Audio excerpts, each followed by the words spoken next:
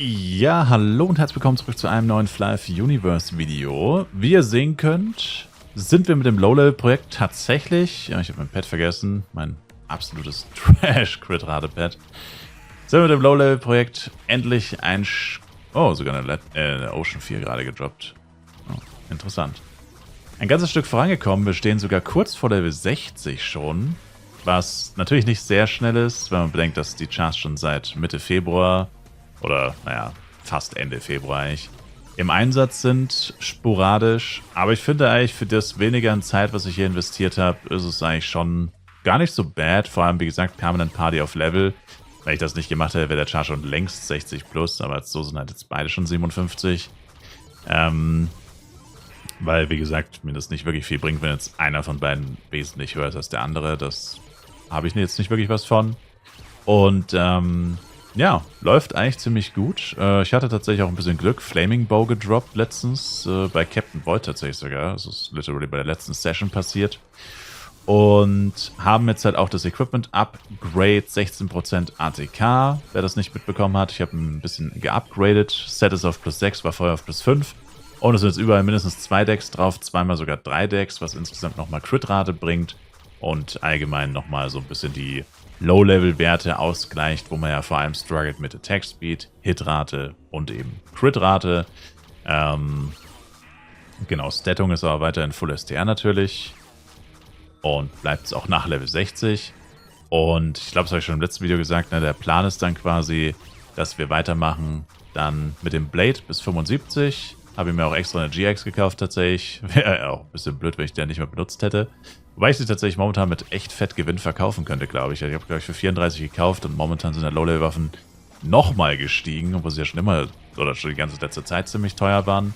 Glaube ich, könnte die sogar mit Gewinn verkaufen, aber meine natürlich nicht. Ich behalte die und mache dann eine GX plus Drehdras-Sword wahrscheinlich und werde so wahrscheinlich bis 75 leveln. Und dann ab 75, wie gesagt, den AOE Knight. Und ja, Schmuck habe ich auch geupgradet. Habe ich mal rüber getauscht. Zweimal Arik plus 7, zweimal Demol plus 7 und eine Gore plus 7. Hatte ich alles auf Lager zum Glück noch von meinem Schmucklager-Charchen. Habe ich immer so ein bisschen Zeug zurückgelegt. Auch diese Schilder und so ein Zeug hatte ich alles zurückgelegt. Das Schild war sogar plus 5. Finde ich immer ganz gut, wenn man da ein bisschen so Low-Levels-Kram auf Vorrat hat, weil eben es einfach selten ist. Und wenn man es dann braucht und kaufen will, verkaufen es die Leute nur für horrende Preise, wo man sich denkt, hä, das ist doch Low-Level-Kram, das ist doch eigentlich wertlos. Und ist es eigentlich auch. Aber wenn es halt keiner verkauft, kannst du halt den Preis bestimmen, weil niemand verkauft es. Dann verkaufe ich es einfach für 10 Mio oder so. Und was wollen die Leute machen? Du bist der Einzige, der es verkauft. Entweder sie zahlen dir 10 Mio, ja, oder sie kaufen es halt einfach gar nicht, ne? Das ist es halt. Also, das ist so ein bisschen der Zwiespalt, oder was heißt der Zwiespalt, aber das ist so ein bisschen das Problem bei dem Low-Level-Zeug. Es wird auch andauernd gefragt, warum ist das alles so teuer? Warum, also es ist doch eigentlich so Level 30er Zeug, warum ist das so teuer? Und die Antwort ist eigentlich immer die gleiche. Es gibt eine hohe Nachfrage, oder es gibt immer wieder Nachfrage, besser gesagt. Und es gibt aber niemanden, der dieses Equipment wirklich anbietet, beziehungsweise farmt. Und dadurch hast du diesen ständigen Strom an Leuten, selbst wenn er, wenn er noch so gering ist, die ins Game kommen und das Zeug brauchen. Und aber eigentlich nahezu niemanden, der es tatsächlich anbietet. Und vor allem ist auch noch ein weiteres Problem, habe ich letztens auch nochmal ein Video drüber gemacht, dass viele Leute ja wirklich mit dem Equipment aufhören. Also beispielsweise ich bin jetzt Level 57, habe keinen Bock mehr, weil mein Urlaub vorbei ist oder so. Ich habe im Urlaub ein bisschen Flive gezockt, just for the Lords, Ende des Urlaubs oder so. Letzte 3 Tage vor meinem Urlaub habe ich ein bisschen Flive gezockt. Dann arbeite ich wieder, habe 3 Kinder und eine Frau, habe keine Zeit mehr. Char ist weg, Equipment bleibt da, alles ist auf dem Char gebunden. Und ich logge mich frühestens in 5 Jahren wieder ein. Oder frühestens im nächsten Urlaub, übertreiben wir nicht ganz so krass. Aber ja, bis dahin ist das Equipment weg. Und selbst wenn ich wieder spiele, verkaufe ich es wahrscheinlich auch nicht, weil ich brauche es ja immer noch selber, wenn ich weiterspiele. Zack, Equipment vielleicht vom Markt gekauft, wird nie wieder auf den Markt zurückgespült. Für immer verloren, für den Markt sozusagen. Und ich denke, das ist schon ein großes Argument, auch vor allem im Low-Level-Bereich, weil die Leute, die halt wirklich im Low-Level-Bereich aufhören, was wollen die mit dem Equipment machen? Selbst wenn sie es verkaufen, kriegen sie ja eh nicht so ultra viel dafür. Ich meine, selbst wenn ich jetzt ein Combat-Set hier für, sagen wir mal übertrieben gesagt, 100 Mio verkaufe, was bringt dir 100 Mio, selbst wenn du wieder anfängst irgendwann? Ich meine, dann hast du ja kein Equipment mehr. Also sinnvoller ist eigentlich, du behältst tatsächlich einfach das Equipment. Wenn du wirklich wieder anfängst, dann kannst du direkt weiter zocken und musst dir nicht erstmal wieder neues Equipment suchen. Das ist halt das Problem. Oder eins der Probleme. Aber ich denke, es ist schon das größte Problem tatsächlich. Aber ja, wie gesagt, ich bin eigentlich ganz zufrieden mit dem Progress. Wir haben jetzt die Questies auch schon vorgefarmt. Wishu kann ich noch abgeben, die habe ich noch nicht abgegeben. Für Level 57 wären nochmal 23% auf beiden Chars. Und dann Droil haben wir natürlich auch schon gefarmt. Jetzt sind wir bei den Amperes. Die sind auch schon fertig eigentlich. Könnten auch schon zu Elderguard. Aber ich habe tatsächlich wieder gemerkt, das ist auch nochmal wirklich das für euch. Also, man kann auch eine andere Meinung haben. Ich will jetzt hier keine Vorschriften machen. Ich meine, jetzt ist ja sowieso kein Mensch dran. Davon mal abgesehen. Nein, aber was ich for real sagen möchte ist, ich habe wieder gemerkt, ich war nämlich mit, lass mich nicht lügen, aber ich war mit Level 47 oder so bei Nutty Wheel. Oder nee, ich war mit Level 49 bei Driller, sowas. Also 10 Level drunter. Und ich kann es ja gleich mal zeigen. Ich meine, ich bin 57, ich kann jetzt theoretisch zu Crane gehen. Dann kann ich es euch mal perfekt zeigen. Warum man das eben nicht machen sollte. In Fly Universe ist es ein bisschen anders als in Fly PC, weil hier diese Damage Penalties, also eigentlich müssten es, glaube ich, mehr oder weniger die gleichen sein. Aber irgendwie habe ich das Gefühl, dass die hier viel stärker zu tragen kommen. Liegt natürlich auch daran, dass man Fly PC meistens wesentlich besseres Equipment im Low-Level hatte. Also es liegt höchstwahrscheinlich daran, dass man da direkt mit High-Level-Schmuck rumlaufen konnte und erwecktem Equipment und so. Ich glaube, das ist auch so das, was man noch so im Kopf hat, weswegen das so gut funktioniert hat. Aber in Fly Universe ist das eigentlich echt nicht mehr so. Weil ich würde jetzt mal behaupten, für das Level, was ich gerade habe ich eigentlich, denke ich mal, relativ gutes Equipment. Die meisten Anfänger sollten schon deutlich schlechteres Equipment haben, plus 20er Buffs natürlich. Und jetzt gehe ich mal zu einem Crane. Und jetzt haben wir gerade noch den Level Speed oder den Kill Speed von den Void im Kopf. Und jetzt zieht euch rein, wie abnormal Trash der Kill Speed hier bei den Crane ist. Und was kriege ich für so einen Crane? Ich habe jetzt nicht geguckt, was ich bei Void kriege. Aber es waren, glaube ich, 0,15. Und ich brauche wie lange für so einen Mob? Das sind über 5 Sekunden, das sind 7 Sekunden, 8 Sekunden. Das ist crazy und ja, es sind so 0,15. Wo ist mein E-Sportler geblieben? Oh, der ist hängen geblieben, nice. Aber ich gehe zurück zu den Void, das war jetzt nur zur Demonstration. Auf 21 geht's jetzt, oder? Es sind ziemlich genau 0,15, also literally 0,15, genau. Und ich brauche Ewigkeiten für so einen Mob. Und jetzt gehen wir hier wieder rüber. Da unten steht der E-Sportler, der ist an den Stein hängen geblieben. Und jetzt gucken wir uns die pervers geile Killtime im Vergleich dazu an, hier bei den Void. Töten das Mob gefühlt doppelt so schnell. Und was kriegen wir?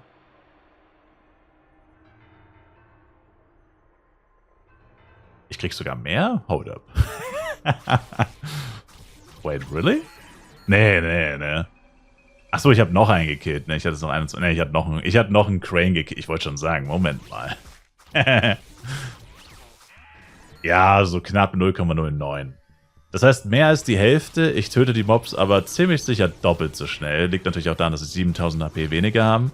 Keine Frage. Aber es liegt eben auch an dem Damage, den ich mache. Weil mein Damage bei den Cranes exorbitant viel niedriger ist, weil sie 10 Level über mir sind und man dann einfach diese Damage Penalties hat. Je höher das Monster über dir ist, desto weniger Schaden machst du. Aber einem gewissen Punkt, ich weiß nicht, ab welchem Level es anfängt.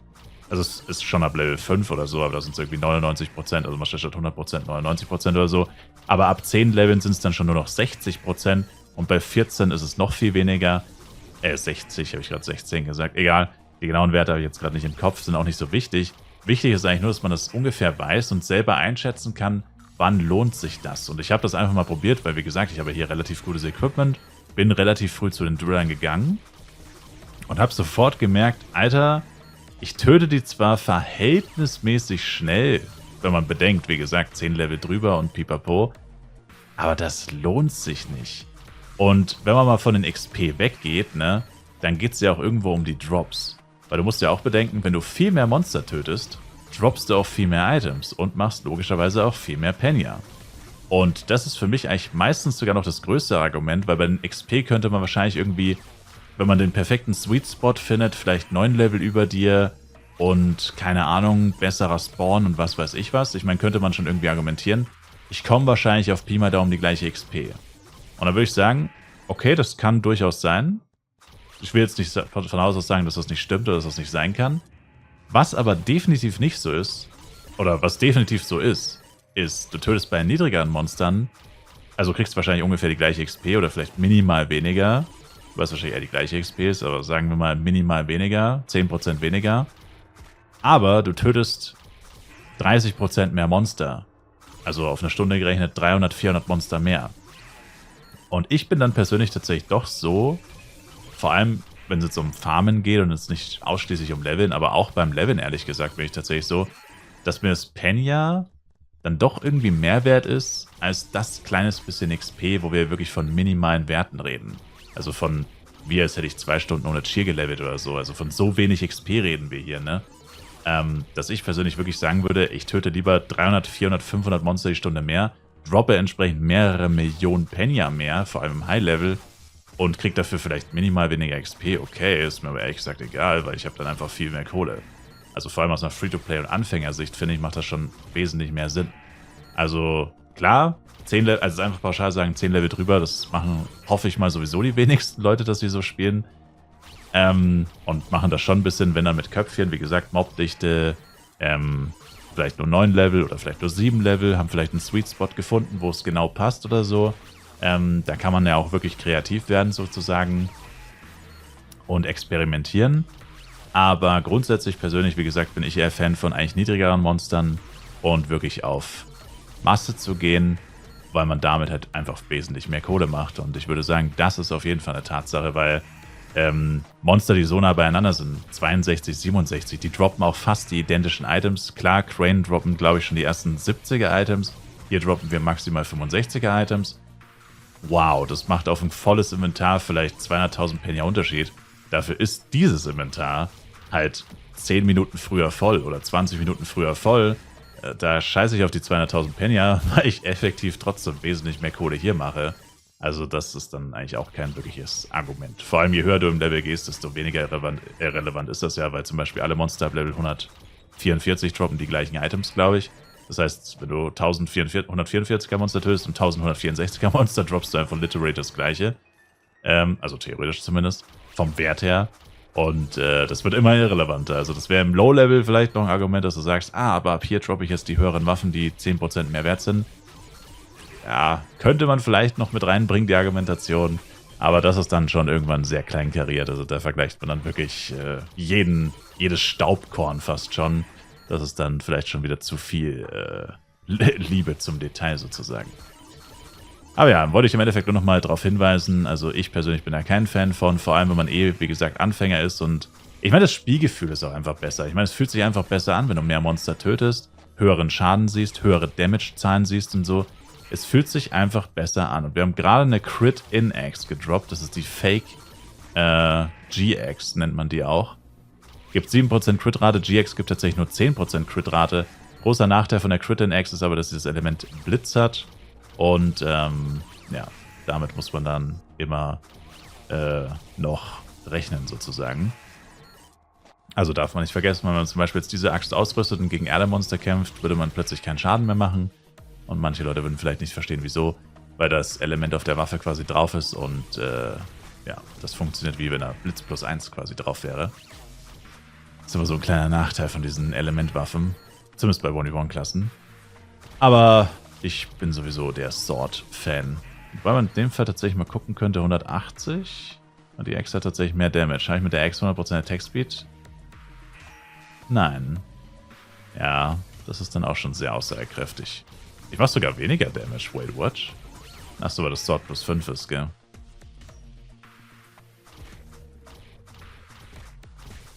Tatsächlich, 1900? 54 ist so viel Unterschied, obwohl die Axe wirklich deutlich mehr ATK hat. Ah, 70 Unterschied. 60, 70 Unterschied. 70, 80 Unterschied sogar. Wow. Ja. Damn. Nicht schlecht. Nicht schlecht, Sword of Silverwing. I like it. Aber vor allem der Attack Speed wäre für mich der relevantere Wert. Attack Speed immer erstmal auf 100% kriegen.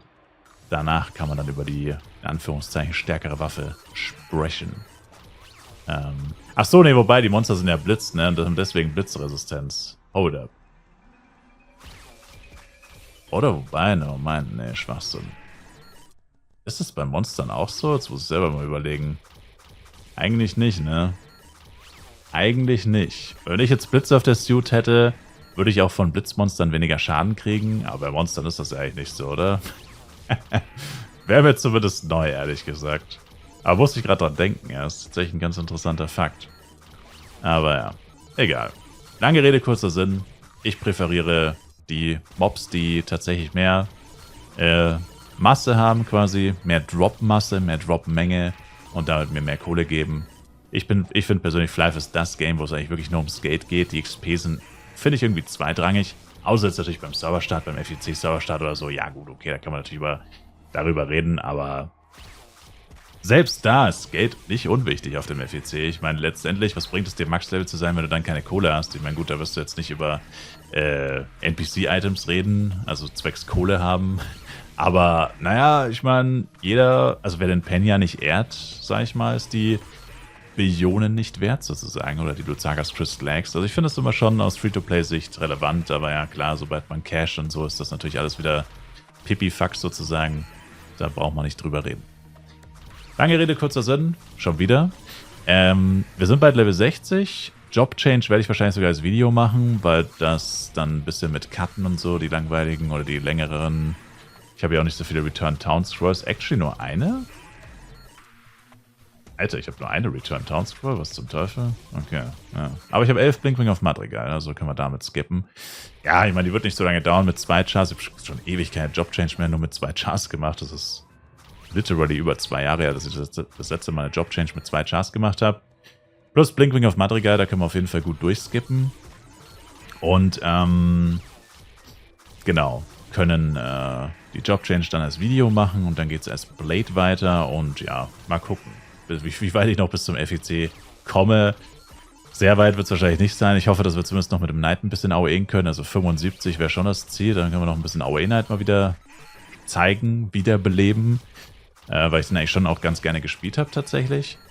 Aber ja, ist schwer zu sagen. Also letzte Zeit lief jetzt auch vor allem deswegen sehr gut, viel Progress gemacht, wegen der Zeitumstellung, wegen der fehlenden. Ich habe die ersten paar Tage nach der Zeitumstellung, weil eben in-game die Zeit nicht umgestellt wurde, bei Fly Universe, erst mit der Serverwartung am Donnerstag, habe ich davor die Tage jeden Tag mehr gespielt, deutlich mehr sogar, und habe dadurch auch mehr Progress gemacht tatsächlich. Also das war eigentlich so der Grund dafür, warum wir beim Progress gemacht haben. Das war eigentlich sogar der einzige Grund, actually, weil ich halt einfach mehr gespielt habe. Genau. Und das ist jetzt erstmal nicht mehr so. Das heißt, jetzt wird es erstmal wieder ein bisschen langsamer. Wobei ich auch so gut Progress mache. Ich meine, 1 Stunde alle 2 Tage ist jetzt auch nicht so wenig auf dem Level. Aber ja, wie gesagt, mit Level 75, mal gucken, ob das reicht. Kommt drauf an, wie gut der Blade dann abgeht. Ich weiß ehrlich gesagt nicht, was ich von dem Blade erwarten soll. Nicht allzu viel vermutlich. Aber das werden wir dann sehen. Schon sehr bald. Nächstes Video ist dann also wahrscheinlich die Job Quest und dann die Blade Action. So oder so sage ich danke euch fürs Zuschauen. Ich würde mich auf jeden Fall selber ein Like, Kommentar und auch ein Abo von euch freuen. Und ich hoffe, dass wir uns auch im nächsten Fly Universe Video wiedersehen. Gerne auch im Livestream vorbeischauen. Twitch-Link in der Videobeschreibung für tägliche Fly-Livestreams. Jeden einzelnen Tag live. Immer, immer. Nicht nur während FEC. Immer, die ganze Zeit. Haut rein. Bis dahin und ciao, ciao.